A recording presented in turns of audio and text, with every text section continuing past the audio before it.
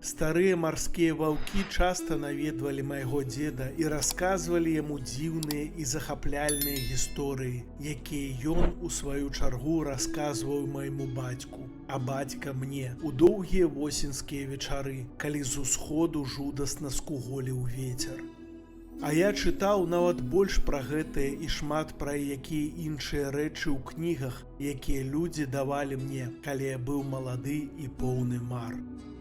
Але больш за аповеды тых старых паракоў і апавяданні з кніг мяне захаплялі таемныя веды акіяна.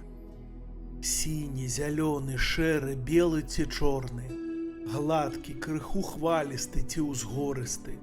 Гэты акіян ніколі не меў спакою. Дні за днямі аглядаў я яго, слухаў і добра ведаў яго.